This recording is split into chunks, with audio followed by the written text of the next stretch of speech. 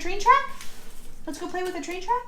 The struggles with having a child who you might think is on the spectrum, there is a lot. So first and foremost, there's a lot of doctors that aren't willing to diagnose before the age of 3, which is so contradicting to what occupational therapists tell you and early childhood professionals. Before, the earlier, the better.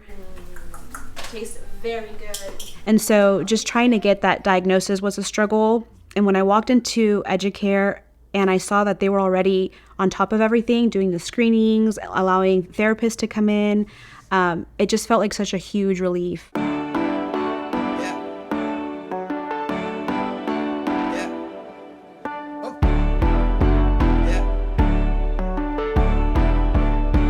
When I saw how the lack of resources that there were for English-speaking families, like nobody guided me at the pediatrician's office. I didn't know about early intervention or Sooner Start, which is Oklahoma's free program from children birth to age 3. Therapists will come out to your home and give your child therapies if they need it.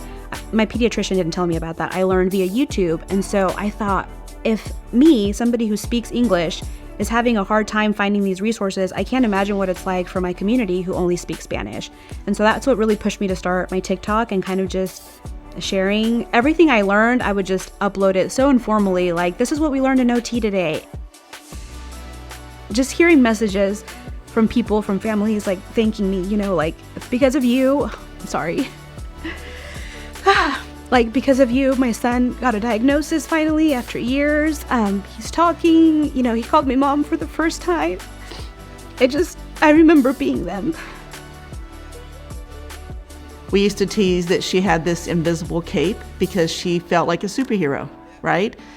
She would never ever say that about herself, but I feel like she really is a champion, not just for her children, but for other children.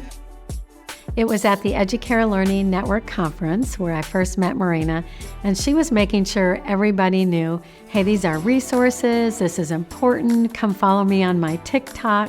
She wanted other parents to really see her bright light and that she knows they can learn and grow themselves. And I grew up in a culture where women don't speak up and children don't speak up. So I didn't find my voice until I was a mom of a child with special needs. And I was like, I have power. Like, my voice has power. Like, there's no more be quiet, don't say that, you know, your opinion doesn't matter anymore. Like, be still and be quiet. Be still and be quiet is going to get you nowhere. Be loud and advocate proudly. Hope is the belief that tomorrow can be better than today and that we have the power to make it so. And she is truly a hope champion in our community. Educare was not just a daycare center. I love the open spaces. I love that there was no child confinement, so there wasn't any high chairs or playpens. Like, it was all open and children were free to move around.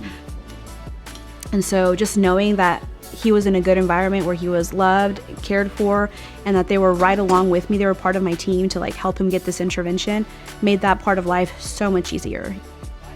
That's what we're here to do, right? We're building brighter futures, and this is how you do it. One child at a time, one family at a time, one adult at a time.